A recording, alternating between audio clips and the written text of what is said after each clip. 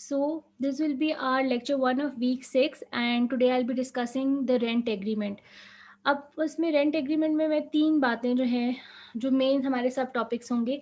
पहले तो मैं आपको पर्टिकुलर्स बताऊँगी। जैसे मैंने आपको प्लेन टू रिटन स्टेटमेंट में बता दिया कि ये कुछ पॉइंट्स आप याद रखें, तो आप सक्सेसफुली रेंट एग्रीमेंट लिख सकते हैं। वो पॉइंट वाइज़ मैंने लिखे हैं। अगर मतलब एक नहीं होता जैसे आप कहते हैं कि हमने हेडिंग्स याद कर ली हैं, अंदर हम खुद ही लिख लेंगे।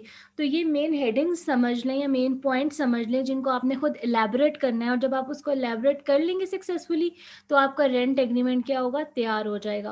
फिर मैं आपको एक सैम्पल ड्राफ्ट दिखाऊंगी जो मतलब लिखा गया, ड्राफ्ट किया गया। अब थोड़ी बहुत चेंजेस आती रहती हैं रेंट एग्रीमेंट में। कुछ लोग एनुअल इंक्रीज का लिखते हैं, कुछ 1 साल का एग्रीमेंट करते हैं, कुछ 3 साल का करते हैं। ये आपके क्लाइंट पे बेस करता है कि कौन किस तरह का लिखवाता है या उनकी क्या रिक्वायरमेंट्स हैं। लेकिन जनरल बॉडी उसकी क्या होगी, जनरल फ्रेमवर्क क्या होगा, वो मैं आपके साथ शेयर करूंगी। वो आपने अपने माइंड में रखना है। तो फिर मैं आपके साथ सैम्पल ड्राफ्ट शेयर करूंगी जो सिंपल सा होगा। उसके बाद important relevant laws governing it, कि अगर आप इस्लामाबाद में हैं, हम तो ज़्यादा cases Islamabad rent restriction ordinance के अकॉर्डिंग करते हैं। तो जो पंजाब, अब आपने ग्रेजुएट होके प्रैक्टिस करनी है पंजाब में, सिंध में, बलूचिस्तान में, आज़ाद जम्मू एंड कश्मीर में, गिलगित बल्तिस्तान में, तो उनका कौन सा मेन लॉ है जिसको आप पढ़ें तो आप इससे गाइडेंस ले सकते हैं। वैसे तो एग्रीमेंट लिखने की हद तक तो आपको इस लेक्चर से क्लियर हो जाएगा, लेकिन फर्दर अपील के लिए, एविक्शन पिटिशन के लिए, इस्लामाबाद में जैसे सेक्शन 17 के अकॉर्डिंग इजेक्टमेंट या एविक्शन पिटिशन लगाई जाती है। बाकी लॉज के अपने जो हैं सेक्शन नंबर्स होंगे, आप उनको पढ़ने के लिए प्रोसीजर का जो सेक्शन है वो डिफरेंट होगा। तो उसके लिए मैं आपको एक लिस्ट जो है आपके साथ शेयर करूँगी एट द एंड, ताकि अगर आप मज़ीद पढ़ना चाहें। ठीक है। सो पर्टिकुलर्स पे अब आपने इसको बिल्कुल उसी तरह गौर करना है, और गौर ट्राई करना है कि आप याद रखें पॉइंट्स को। जैसे आपने प्लेंट के याद रखे ना, बहुत से स्टूडेंट्स को प्लेंट आ गई है कि आपने कोर्ट का नाम लिखना होता है, पार्टीज़ का फिर फादर नेम, रेजिडेंट, फिर उसके बाद प्लेंटिव, फिर वर्सेस लिखना होता है। इसी तरह एग्रीमेंट के भी आप पॉइंट्स याद रखें, ताकि अगर आपके पास पेपर में असाइनमेंट आती है या कोई क्लाइंट आपके पास आता है और आपसे कहता है कि ये रेंट एग्रीमेंट लिख दे, तो आप उससे कुछ फ़ीस लेके, बीइंग फ्रेश ग्रेजुएट, आपके पास केस आया, आप केस जाने तो नहीं देंगे ना, तो आप उनसे कुछ फ़ीस लेके उनको कोई एक अच्छा फॉर्मेट जो है वो तैयार करके दें। सबसे पहले तो टाइटल आ जाता है, ठीक है। टेनेंसी एफिडेविट जो उर्दू में ज़्यादातर, यहाँ पे उर्दू में भी लिखा जाता है, ऊपर तो मेन टाइटल आ जाएगा, ठीक है। या रेंट एग्रीमेंट लिख सकते हैं। फिर डेट आ जाएगी कि किस डेट को जो है ये जो मेन एग्रीमेंट हो रहा है, ठीक है। उसके बाद आप पर्टिकुलर्स ऑफ फर्स्ट पार्टी लिखेंगे, कि उसमें क्या लिखेंगे। जो फॉर एग्जांपल आपको मैं सैम्पल के साथ भी बता दूंगी, लेकिन आपने पहले फर्स्ट पार्टी के पर्टिकुलर्स लिखने हैं। उसमें मेनली होगा क्या, नेम होगा, फिर फादर नेम कैसे करके लिखेंगे, सन ऑफ, डॉटर ऑफ, इस तरह। फिर रेजिडेंट ऑफ, फिर सीएनआईसी लिखना मस्ट है। प्लेन पे हम सीएनआईसी नहीं लिखते थे, या यहाँ पे हम सीएनआईसी लिखेंगे। और फिर आप जब वो क्लॉज कंप्लीट कर लेंगे, अब क्लॉज को लिखने का तरीका क्या है वो हम आगे देखेंगे, लेकिन ओवरऑल आपके दिमाग में स्कीम तो हो ना, कोई आपको असाइनमेंट दे तो आपको पता हो कि आपने किस सीक्वेंस से लिखना है या पेपर में आपने किस तरह अटेम्प्ट करना है।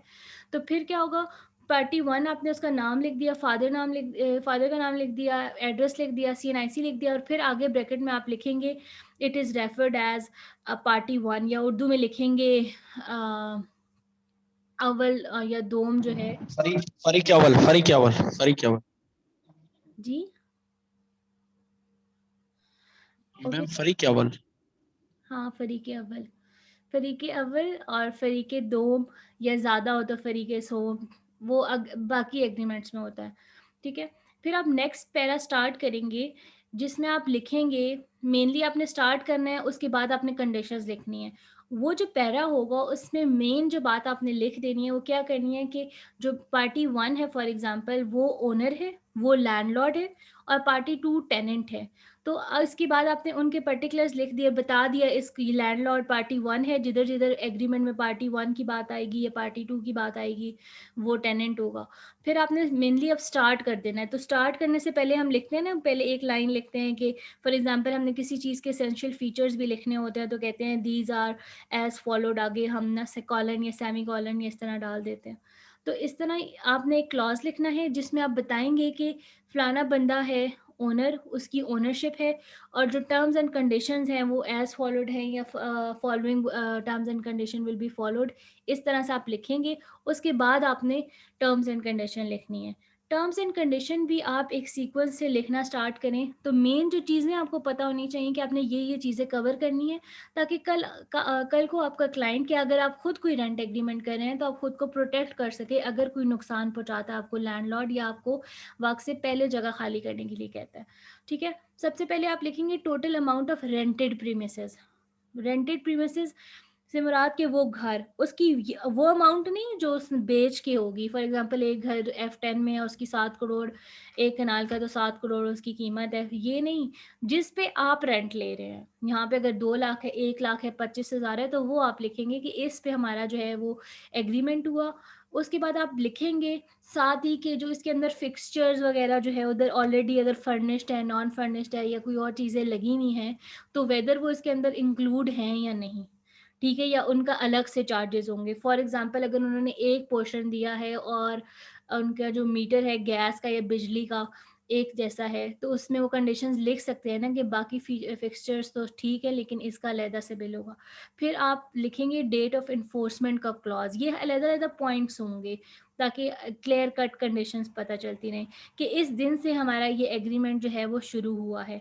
फिर आप सिक्योरिटी अमाउंट के रेंट का बता दिया, उसी उसी के साथ ही आप लिख सकते हैं कि फिक्सचर्स की अमाउंट इसमें इंक्लूड है या नहीं। फिर इस दिन से शुरू होगा हमारा एग्रीमेंट। फिर आप बता देंगे कि हमने रेंट के अलावा सिक्योरिटी मनी, वैसे तो ये होता है कुछ जगहों पे जितना रेंट होता है उतनी ही सिक्योरिटी मनी होती है, लेकिन कुछ जगहों पे 2 महीनों का रेंट एज़ अ सिक्योरिटी लेते हैं। जितना आपका रेंट है 16 है, तो 16 रेंट का और 32 अलग सिक्योरिटी, मतलब जितना आपका 2 महीनों का रेंट बनता है वो सिक्योरिटी लेते हैं कुछ जगहों पे। तो वो आप लिख देंगे कि वेदर वो कितनी डिपॉज़िट हो गई है, उसमें से 10,000 डिपॉज़िट है, बाकी जो है 22,000 रहती है फॉर एग्ज़ाम्पल, तो आप वो लिख देंगे, इतनी डिपॉज़िट है, इतनी रहती है, वो सिक्योरिटी मनी है। फिर आप उसकी रिटर्न पॉलिसी का क्या करेंगे कि जो बाकी रहती है वो साथ-साथ दी जाएगी, या जो इनको अगर दे दी जाती है तो ये वक़्त से पहले खाली करते हैं, तो फिर क्या होगा, वेदर वो रख लेंगे या आधी पे करेंगे, या फिर इनकी जो फर्दर आखिरी महीनों में अगर इन्होंने नोटिस दे दिया तो उसमें एडजस्ट होगी या नहीं होगी। वो कंडीशन जो है आप उसमें लिख देते हैं, ठीक है? फिर उसके बाद जो है मेन पर्पस, कि अगर आप एक रेंट एग्रीमेंट कर रहे हैं तो आप उसमें लिखें कि आपका जो पर्पस है वो क्लियर होना चाहिए, कि आप उसको रेजिडेंशियल पर्पस के लिए दे रहे हैं या कमर्शियल पर्पस के लिए। अब ये जो घरों में हॉस्टल्स वगैरह खुले होते हैं, इस्लामाबाद में काफ़ी जगह एफेयर सेक्टर काफ़ी एक्सपेंसिव है, बड़े बड़े घर भी हैं, तो हॉस्टल्स हैं उनके रेंट जो है वैसे ही 3-4 लाख 5 लाख होता है। जब आप उनको बताएंगे कि हमने एक हॉस्टल बनाना एक कमर्शियल एक्टिविटी है, तो उनको आपको बताना पड़ेगा कि हम ये कमर्शियल पर्पस के लिए यूज़ करेंगे, हम उसके अंदर कमरे वगैरह अगर कोई और बीच में एडजस्ट करने पड़े हम करेंगे, वॉशरूम एक्स्ट्रा बनाना पड़ा हम करेंगे। कमर्शियल एक्टिविटी अगर आपका कोई ऐसा इरादा है तो आप क्लियर बताएँगे, अदरवाइज़ अगर आप रेज़िडेंशियल पर्पस के लिए ले रहे हैं, तो वो भी आप क्लियर लिखवाएँगे, ताकि कल को अगर आप कोई कार्रवाई ऐसी करते हैं तो लैंडलॉर्ड भी खुद को प्रोटेक्ट कर सके, और इन केस के कोई और भी अगर वो कहता है कि मैंने तो कमर्शियल में दिया था, तो आप रेंट एग्रीमेंट दिखा दें कि मैंने रेज़िडेंशियल एक्टिविटी के अकॉर्डिंग लिया था, और हम सारे, ये हमारी फैमिली ही है जो हम पे रह रही है और हमने कोई एक्टिविटी नहीं की, इसलिए हम ज़्यादा रेंट पे नहीं कर सकते। फिर एक पॉइंट आएगा जिसमें आप लिखेंगे कि अगर आप नहीं रेंट पे कर सकते, अब वो 2 तरह की कंडीशंस हो सकती हैं। कुछ लोग लिखते हैं कि फॉर एग्ज़ाम्पल अगर उनका एग्रीमेंट 2 साल, 3 साल, 4 साल, 5 साल के लिए हुआ है, वो लिखते हैं कि हमारा जो है जो एग्रीमेंट है, अगर इस बंदे ने मुझे 1 साल तक या 6 महीने तक कंटीन्यूअस रेंट ना दिया तो इसकी सिक्योरिटी ज़ब्त कर ली जाएगी, इसको निकाल दिया जाएगा। ये ऐसा पॉइंट भी हो सकता है, maybe for an year, या फिर कोई ये कह सकता है कि हर महीने की 5 तारीख को या 10 तारीख तक इसने मुझे रेंट देना है, नहीं देने पर हर महीने पे क्या होगा, हर महीने पे उनको जो है वो फाइन इम्पोज़ होगा। फिर आप बता देंगे कि how bills to be paid, कि इलेक्ट्रिसिटी बिल है जो, या फिर गैस का बिल है, वो खुद पे करेंगे या किस तरह पे करेंगे, वो सेपरेटली पे होगा या फिर वो जो है अलहदा से मतलब सेपरेटली पे होगा या फिर उसी जो रेंट में है उसमें होगा, वो आप कंडीशन क्लियर रख लेंगे। कभी-कभी लोग ये करते हैं, रेंट ज़्यादा बता देते हैं, फिर कहते हैं कि हम इलेक्ट्रिसिटी वगैरह आपका बिल इस पे हम ही जो है वो इंक्लूडेड होगा, या जो अपार्टमेंट्स होते हैं वो कहते हैं कि मेंटेनेंस चार्जेस वगैरह भी हैं, तो उससे रेलेवेंट वो इसमें लिख लेंगे, ठीक है। फिर जो है terms for no alteration in rented premises, generally हमेशा ज़्यादा यही लिखते हैं कि आप अल्टरेशन नहीं कर सकते। अब घर में आपने घड़ी लगानी है, फ्रेम लगाना है, कोई बर्तनों का वो स्टैंड लगाना है, वो तो आप लगा सकते हैं। लेकिन मतलब कमरे के अंदर कोई मिनी कमरा बनाना, किचन के अंदर कोई और मतलब अलमारियाँ वगैरह बनाना, आप वो विदाउट परमिशन नहीं कर सकते। इस तरह की अल्टरेशन, मेजर अल्टरेशन जो उसके स्ट्रक्चर में चेंज लाए, वो आप नहीं कर सकते। तो वो उसको रोकने के लिए भी एक एक्सप्लिसिट प्रोविज़न ऐड कर देंगे। फिर आप एक टर्म कंडीशन लिख सकते हैं कि आपकी जो एनुअल मेंटेनेंस है, फॉर एग्ज़ाम्पल हर साल बाद उसने डिस्टेंपर कराना है, या फिर कोई इंस्पेक्शन पर्पसेस के लिए आना है 6 महीने बाद या साल बाद, कि कोई ख़राबी तो नहीं है, लीकेज तो नहीं है, इनको ये इन्होंने घर को ख़राब तो नहीं किया, कोई तोड़-फोड़ तो नहीं की हुई, तो वो इसमें लिख देता है कि मैं इंस्पेक्शन पर्पसेस के लिए आ सकता हूँ विद नोटिस, और ये आप मुझे अलाउ करेंगे। आप ये नहीं कहेंगे कि हमने रेंट पे लिया और आप बगैर पूछे आए हैं, तो हम आपके खिलाफ कानूनी कार्रवाई करते हैं, ठीक है। फिर उसके बाद आप परसेंटेज लिखेंगे। इस्लामाबाद रेंट रिस्ट्रिक्शन ऑर्डिनेंस में देखा जाए तो उसमें लिखा हुआ है कि अगर 3 साल का एग्रीमेंट है तो उस पे एनुअल 25% इंक्रीज़ होगा। एग्रीमेंट वो 3 साल का है, और जो एग्रीमेंट जिसमें टाइम पीरियड फिक्स नहीं है, वैसे ही एग्रीमेंट है, उसमें समझा जाएगा कि वो 2 साल के लिए है। ठीक है। और जनरल प्रैक्टिस में 5% या 10% एनुअल इंक्रीज़ लिखा जाता है कि 1 साल हो गया ना, जैसे आप हॉस्टल्स में भी रहते हैं या कहीं बाहर रहते हैं, तो कहते हैं कि आपको रहते हुए 1 साल हो गया, अब आप थोड़े से पैसे बढ़ा दें। तो जो एक्चुअल अमाउंट होगी उसको 5% या 10% जितना भी आप इंक्रीज़ करना चाहें म्यूचुअल कंसेंट के साथ, वो आप लिख लेंगे वहाँ पे कि इतने परसेंट के साथ एनुअल इंक्रीज़ होगा। फिर आप नोटिस का लिखेंगे कि अगर आपने 10 साल का एग्रीमेंट किया तो फिर तो आप 6 महीने भी लिख सकते हैं कि 6 महीने पहले नोटिस देना है, ठीक है। लेकिन अगर आपने किए ही 1 साल, 2 साल का, तो उसमें आप लिख सकते हैं कि आप नोटिस देंगे 1 महीने पहले, ताकि हमें भी पता हो, आपकी सिक्योरिटी भी अगर उन्हें वापस करनी है तो अरेंज कर सकें या एडजस्ट कर सकें। और इसके अलावा अगर कोई और मसला है तो वो सारी चीज़ें क्लियर हो जाए, और आप जो है ये अब लैंडलॉर्ड जो है वो भी 1 मंथ पहले नोटिस का लिख सकता है, या टेनेंट क्या है कि मैं जाऊँगा तो जाने से पहले 1 महीना पहले बताऊँगा, जब भी मुझे अगर अचानक भी जाना पड़ा। और लैंडलॉर्ड ये लिखवाएगा, लैंडलॉर्ड की तरफ से ये होगा कि अगर उसने खाली कराना है अर्जेंट पर्पज़ के लिए भी, किसी और को देना है, या कोई अच्छा रेंट मिल रहा है और ये एग्रीमेंट खाली हो ख़त्म होने वाला है और उसका आगे एक्सटेंड करने का कोई इरादा नहीं है, तो वो 1 महीने पहले जो है वो नोटिस दे देगा, ठीक है। फिर नोट का एक पैराग्राफ होता है, जनरली कभी होता है, कभी नहीं होता, लेकिन जनरल प्रैक्टिस में है तो मैंने ये पॉइंट ऐड कर दिया। उसमें वो लिख लेते हैं नोट में कि अगर कोई इल्लीगल अनऑथराइज्ड एक्टिविटी या कोई ऐसे पर्पस के लिए यूज़ किया गया जिसके लिए रेंट किया नहीं गया था, तो उसके खिलाफ इल्लीगल एक्टिविटी करने के लिए उसके खिलाफ कानूनी कार्रवाई हो सकती है, लीगल प्रोसीडिंग्स हो सकती हैं, ठीक है। ये तो हमारे मेन जो है टर्म्स एंड कंडीशन हो गई। ये बहुत सिंपल सा मैंने आपको बताया है रेंट एग्रीमेंट। अगर आप इस पे अपनी और मेहनत करें तो और पॉइंट्स, या आपके आपके पास कोई पार्टी आती है तो उसकी रिक्वायरमेंट के अकॉर्डिंग आप पॉइंट्स ऐड करेंगे। लेकिन अगर ओवरऑल आपको इतना पता है और बीइंग अ फ्रेश ग्रेजुएट और इतना लिख लेते हैं और इसको अच्छी लीगल लैंग्वेज में लिख लेते हैं, तो that would be a milestone जो आप लोग अचीव करेंगे कि आप लोगों ने इस चीज़ को सीख लिया है। फिर एंड पे हम जब स्टार्ट करते हैं तो एक लाइन लिखते हैं और उसको हम स्टार्ट करते हैं, लाइन तो नहीं कहेंगे, हम पैराग्राफ या क्लॉज कहेंगे। उसको हम start in witnesses whereof करते हैं। उसके बाद लिखते हैं कि पार्टीज़ ने साइन किया ये एग्रीमेंट ऑन, उसके आगे डेट लिख देते हैं, फिर मंथ, ये मंथ था, ये ईयर था, इन प्रेजेंस ऑफ फॉलोइंग विटनेस। उसके बाद विटनेस लिख के पर्टिकुलर्स आ सकते हैं। अब वो ऊपर नीचे भी हो सकते हैं और सामने सामने भी हो सकते हैं, ठीक है।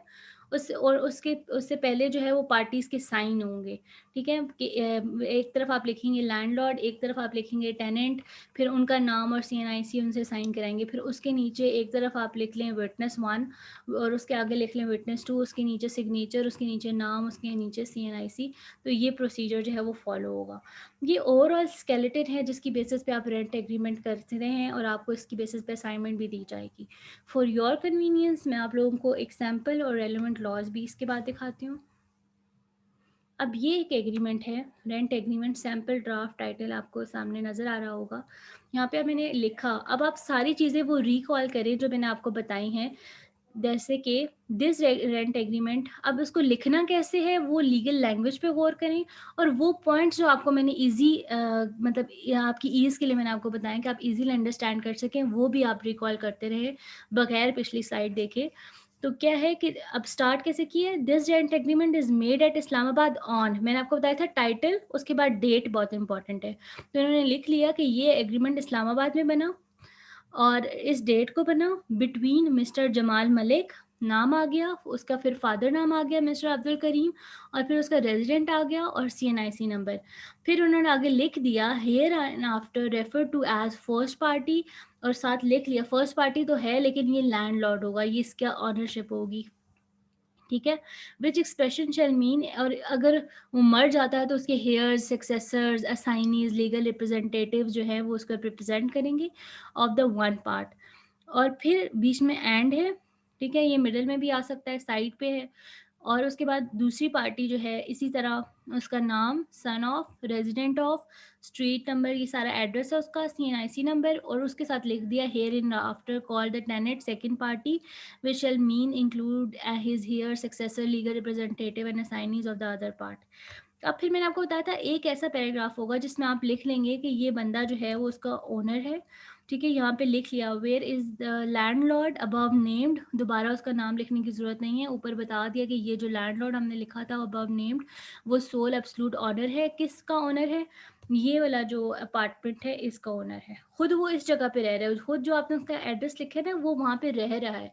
अब आपने जो रेंटेड एग्रीमेंट में जो रेंटेड प्रॉपर्टी देनी है, अब आपने उसका नाम लिखा है apartment number 317 and he has agree to rent out the same. Same लिखने का मकसद ये है कि ये वाली प्रॉपर्टी देगा, जिसमें खुद रह रहा है वो नहीं, ये जो यहाँ पे मेंशन की है ये रेंट देगा same to the tenant, and the tenant second party has agreed to have it on a rental basis under the following terms and condition। मैंने आपको बताया ना कॉलन सेमी कॉलन इस तरह से आप लिखेंगे, उसके बाद टर्म्स एंड कंडीशन शुरू होंगी, उससे पहले आपने एक पैराग्राफ लिखना था। तो ये वो पैराग्राफ है जिस पे आपने लिख दिया कि ये सोल ऑनर है इसका, और इसने सेकेंड पार्टी को देने के लिए एग्री कर दिया है ऑन रेंटल बेसिस, और उसकी टर्म्स एंड कंडीशन क्या है, फॉलोइंग है। पहली क्या है कि rate of the rent of the set premises is settled at ₹25,000, कि इन्होंने पर मंथ जो है 25,000 में जो है ये एग्रीमेंट किया है, inclusive of water, electricity, other incidental charges वो इसी के अंदर इंक्लूड होंगे, ठीक है। फिर उन्होंने मैंने आपको बताया कि डेट बतानी है कि किस दिन से इन्फोर्स होगा, that the tenancy shall effective from 4/10/2019 से 4/10/2020 तक, ये 1 साल का हुआ है, और shall remain in force for a period of 12 months, ठीक है। तो उन्होंने एक्सप्लिसिटली लिख दिया फॉर पीरियड ऑफ 12 मंथ्स या 1 ईयर लिख सकते हैं। उसके बाद इन्होंने लिखा सिक्योरिटी अमाउंट से रिलेटेड थी, that a second party has deposited a sum of ₹10,000 only as security amount which will be refunded adjusted at the time of vacating the said premises। ये हर पार्टी हर क्लाइंट के according different हो सकती है, जितना बड़ा घर होगा जितनी ज़्यादा उसकी रेंट अमाउंट होगी उतनी ज़्यादा सिक्योरिटी भी हो सकती है। म्यूचुअल कॉन्सेंट के साथ जो भी अमाउंट एग्री होगी वो आप यहाँ पे लिख लेंगे ताकि ऑन रिकॉर्ड आ जाए, रिटन आ जाए, क्योंकि लॉ में है कि आपने रिटन जो है वो एग्रीमेंट लिखना है, ठीक है, ताकि अगर कभी वो कोर्ट ऑफ लॉ में जाते हैं तो आपके पास कोई रिटन रिकॉर्ड हो, ओरल एग्रीमेंट कोई एग्रीमेंट नहीं माना जाएगा। उसके बाद जो है कि लिखा जाएगा that the second party shall use a set premises for residential purpose. यहाँ मैंने आपको बताया था कि आप पर्पस क्लियर करेंगे कि वेदर इट्स अ रेजिडेंशियल और कमर्शियल।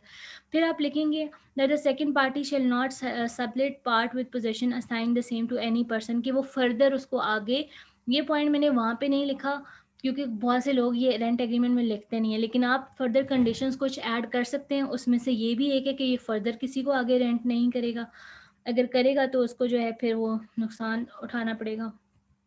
फिर जो है एक पॉइंट ये हो सकता है that both parties shall have, both parties अगर कोई खाली कराना चाहे या खाली करना चाहे तो बोथ पार्टीज ने क्या करना है, 1 मंथ एडवांस नोटिस देना है, वो भी इन राइटिंग, कोई ओरली किसी के थ्रू पैगाम नहीं बजाना, राइटिंग में देना है, in case of vacating the premises in question before the expiry period, और ये जो एक्सपायरी पीरियड से 1 महीना पहले का होगा, ठीक है। And 12th point is that the terms and condition as stated above shall be binding on both parties। The terms and condition of this agreement are final and irrevocable, कि ये final है और इरेवोकेबल हैं। ये बहुत simple सी एक चीज़ थी जो मैंने आपके साथ शेयर कर दी। मतलब बहुत सिंपल एग्रीमेंट था। फिर एक पॉइंट था, मैंने आपको बताया था कि एक लाइन जो है शुरू होगी है पैराग्राफ, जिस इन विटनेसेस वेयर ऑफ, उसमें लिखते हैं the parties have signed this agreement on the date month in year first above written in the present of witness. अब यहाँ पे मैंने डेट मंथ ईयर दोबारा नहीं लिखा, लेकिन मैंने साथ लिख दिया फर्स्ट अबव रिटन के ऊपर जो मैं लिख चुकी हूँ, जो सारी बातें डेट शेट वो सारी बातें साइन हुई हैं by the parties in presence of witness. यहाँ लैंडलॉर्ड, उसके सिग्नेचर होंगे नाम CNIC, इसके सामने टेनेंट नाम CNIC, फिर विटनेस 1 सिग्नेचर नाम CNIC, विटनेस 2 सिग्नेचर नाम CNIC। ये आपने मेंशन भी करना है, witness 1 and 2 landlord and tenant. तो ये आपका रेंट एग्रीमेंट यहाँ पे एक फाइनल हो गया। फिर कुछ इंपॉर्टेंट लॉज हैं जिनको आप पढ़ सकते हैं, कुछ इसमें से इंपॉर्टेंट प्रोविजंस आपको पता होनी चाहिए ताकि आप उसको इजीली अंडरस्टैंड कर सकें। इस्लामाबाद में बहुत फेमस जो यूज़ होता है वो इस्लामाबाद रेंट रिस्ट्रिक्शन ऑर्डिनेंस 2001 है। पंजाब के लिए the Punjab Rented Premises Act 2009, Sindh के लिए the Sindh Rented Premises Ordinance 1979, KPK के लिए the Khyber Pakhtunkhwa Restriction of Rented Buildings Ordinance 2014, Balochistan के लिए the Balochistan Urban Rent restriction Ordinance 1959, Gilgit Baltistan के लिए the Gilgit Baltistan Rented Premises Act 2010, Azad Jammu and Kashmir के लिए Azad Jammu and Kashmir Rent Restriction Act 1963 and then the cantonment rent Restriction Act 1963। ये बहुत ज़्यादा यूज़ होता है। इसके अलावा भी एक दो एक्ट्स हैं, information of temporary resident act Punjab का, जो और भी मतलब जो लॉज हैं, रेलिवेंट लॉज होंगे, लेकिन ये मेन लॉज हैं। अगर आप किसी एक एरिया में फॉर एग्जांपल सिंध के हैं, बलूचिस्तान के हैं, गिलगित के हैं, वहाँ पे आप प्रैक्टिस करना चाह रहे हैं, तो इसके लिए मैंने आपको पहले ही बता दिया कि आप इस लॉ को देखें, क्योंकि आप पंजाब या सिंध या KPK में बैठ के इस्लामाबाद के लॉज को देख के तो अपना एग्रीमेंट या अपना केस फाइल नहीं करेंगे ना। तो उसको असिस्ट करने के लिए मैंने आपको ये एक लिस्ट प्रोवाइड कर दी कि आप इनको खुद एक दफ़ा रीड कर लीजिएगा for your better understanding of the procedure of a case related to the ejectment petition of rented building। ठीक है। फिर ये एक एग्रीमेंट है, इसको मैंने 2 पार्ट्स में काट दिया है, मतलब पूरा था लेकिन स्लाइड्स में मैंने ऐड करना था। तो ये एक ओरिजिनल जो है वो एफिडेविट है। इस तरह आप ये 25,000 जो है या इसका रेंट था 16,000, तो उन्होंने 10 रुपये वाले स्टैम्प पेपर लिया। 10 रुपये वाला भी स्टैम्प पेपर आपको 10 रुपये का नहीं मिलता, वो जो स्टैम्प वेंडर होते हैं वो खुद इशू करा के लाते हैं गवर्नमेंट ट्रेजरी से या बैंक से लेके आते हैं, तो आपसे वो ज़रा ज़्यादा पैसे ही लेते हैं। ठीक है, तकरीबन आपके 200-300 यहाँ पे इस तरह लग जाते हैं। फिर आप उसे ड्राफ्ट कराने हैं, बाकी सारा सिग्नेचर होने के बाद आपका पैसे लग जाते हैं। तो आपको 10 रुपये अगर इस पे लिखा हुआ है तो ये 10 रुपये का स्टैम्प पेपर कभी भी 10 रुपये का नहीं मिलता। ठीक है। फिर इसमें कुछ चीज़ें आपको डिफरेंट मिलेंगी, वो आपके लिए एक सैंपल मैंने लिखा, वो आपके साथ मैंने शेयर किया। ये एक ओरिजिनल था, इसका पैटर्न और है, थोड़ा सा और है, मेन वही बातें होंगी, लेकिन हर लिखने वाला, हर ड्राफ्ट करने वाला अपनी कुछ उसमें इनोवेशन डालता है। आप जब चीज़ ड्राफ्ट करें तो आप ये कोशिश करें कि आप सिंपल रखें और ऐसा उसको ड्राफ्ट करें कि दोनों पार्टीज़ के लिए विन विन सिचुएशन हो। ऐसा ना हो कि कल को अगर लैंडलॉर्ड अचानक खाली कराना चाहे तो सारे पॉइंट्स एग्रीमेंट के उसी के फेवर में हो। टेनेंट को उस टाइम पता नहीं था, उसे समझ नहीं आई थी, तो उसने वो पॉइंट्स देखे भी नहीं, वो बाद में मुश्किल में फंस गया। ये सारे पॉइंट्स टेनेंट के फेवर में है, जिसका असल ओनरशिप था, जिसका असल घर था, वो दर बदर फिर रहा है, कोर्ट में जा के चक्कर लगा रहा है। तो आपने ऐसा नहीं बनाना, आपने ऐसा बनाना है जो दोनों के लिए म्यूचुअली एग्री कर जाए, वो आपके सामने ज़्यादा रोला भी ना मचाएं और दोनों के लिए विन विन सिचुएशन हो। ठीक है। फिर हम अब इसको एक नज़र जल्दी से देख लेते हैं, जो मैंने आपको ऑलरेडी बताया उसके अकॉर्डिंग। टाइटल हो गया रेंट एग्रीमेंट। फिर मैंने आपको बताया कि डेट आप लिखेंगे, this agreement is made on 8 day of October at Islamabad. फिर यही parties A, for example party A है, नाम है उसका, फादर नेम, उसके बाद उसका जो है वो CNIC, उसके बाद रेजिडेंट, थोड़ा सा इन्होंने NIC पहले लिख दिया है, रेजिडेंस बाद में लिख दिया है, लेकिन इससे कोई मसला नहीं होगा। Hereinafter call the tenant slash party 1 लिखते तो अच्छी बात ही, नहीं लिखा लेकिन फिर भी इन्होंने टेनेंट लिख दिया है। फिर इन्होंने लिखा है दूसरी पार्टी है son of this, resident of this, CNIC this, here in after call the owner. ठीक है, ज़्यादातर एग्रीमेंट्स में मैंने जो देखा है वो ओनर पहले लिखा जाता है, टेनेंट को बाद में लिखा जाता है, लेकिन अगर इस तरह भी लिख दिया तो कोई मसला नहीं है। चीज़ें क्लियर हैं, कंटेंट्स पूरे हैं, पर्टिकुलर्स पूरे हैं। ठीक है। फिर उन्होंने कहा where it has been agreed, कि जो ओनर है, ओनर जो आपने ऊपर बता दिया कि ये वाला ओनर था, वो इस प्लाज़ा का ओनर है जो कि इस जगह पे है, ये एड्रेस है और वो रेंट कर agree to rent out the same, उसमें से एक apartment of the said plaza to the tenant on following terms and condition. ठीक है, उसमें एक उसने लिख दिया कि टेनेंसी पीरियड उसने इस तरह शुरू किया कि मतलब रेंटेड प्रीमिसेस की अमाउंट बाद में लिख दी, लेकिन शुरू ऐसे किया कि 1 साल के पीरियड के लिए होगा, इस तारीख से इस तारीख तक है, उसके पैसे इतने हैं, उसकी सिक्योरिटी जो है वो फॉर एग्ज़ाम्पल इतने पैसे हैं और उसने एडवांस रेंट देना है और उसकी सिक्योरिटी जो है 32,000 है, मतलब वो जो मैं आपको कंडीशन बताई थी डबल है, लेकिन साथ उन्होंने लिख दिया that will be refunded after deduction of utility bills, repair charges at the time of vacating the property. मतलब जब आप खाली कर रहे हैं तो अगर आपने कोई खुद उसमें कोई खिड़की तोड़ दी, कोई बल्ब फ्यूज़ था, इसने जब दिया था तो सारे बल्ब वगैरह लगे हुए थे दरवाजे, लेकिन आप जब दे रहे हैं तो कुछ टूटा हुआ है, कुछ कमी है, तो वो सारी चीज़ें काट के, कोई बिल आया हुआ है उसके पैसे काट के तो बाकी बच जाएँगे, वो आपको सिक्योरिटी अमाउंट रिटर्न करने का पाबंद है, वो रिफंड करने का पाबंद है।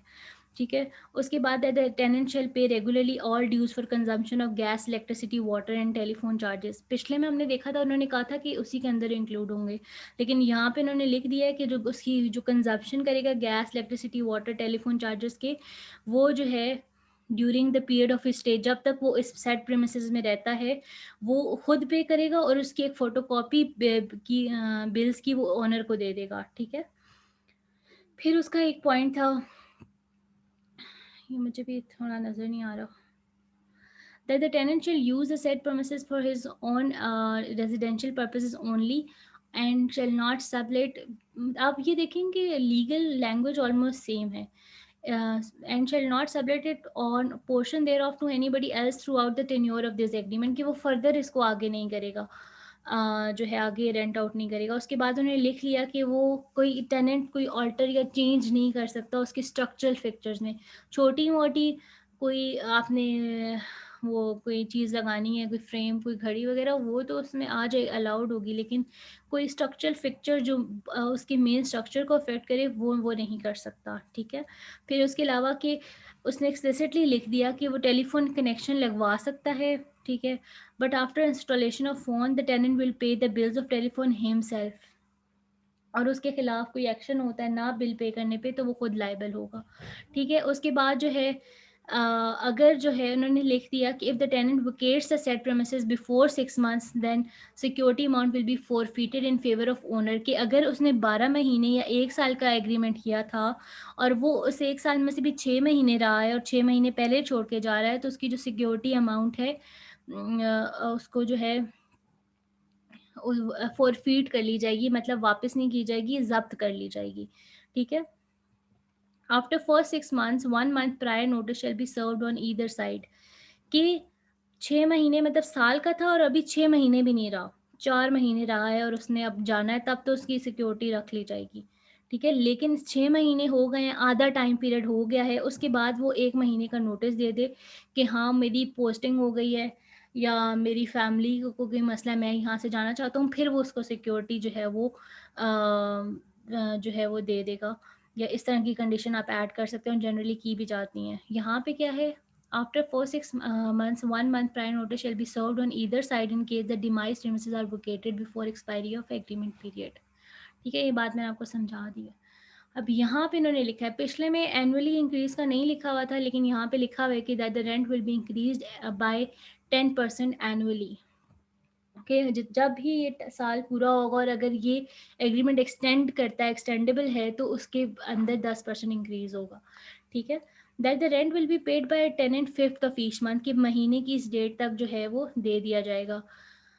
और अगला पॉइंट है कि वो सेट प्रीमिसेस को अच्छी कंडीशन में रखेगा और कोई लॉस और डैमेज होगा तो वो जो है रिस्पॉन्सिबल होगा कि उसे रिपेयर कराए।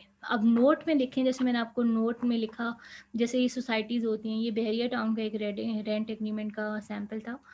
उसमें लिखा हुआ है, in case of individual or tenant is found involved in anti state undesirable extremist activities या serious violation of bylaws of state Bahria Town जो उसकी मेन अपनी जो है उसकी बाय-लॉज़ हैं कि आप ये काम अंदर नहीं कर सकते, फ़ज़ूल की कूड़े को आग नहीं लगा सकते घर के सामने, या इस तरह की चीज़ें भी होती हैं, ताकि जो साथ वाले लोग हैं वो डिस्टर्ब ना हो। तो वो आपने सारी चीज़ें माननी है, अगर आप नहीं करेंगे तो ओनर के पास फुल राइट है कि वो आपके खिलाफ एप्रोप्रिएट एक्शन ले सके, और उसमें ये भी इंक्लूड है कि आपको उस घर से निकाल सकता है, ठीक है?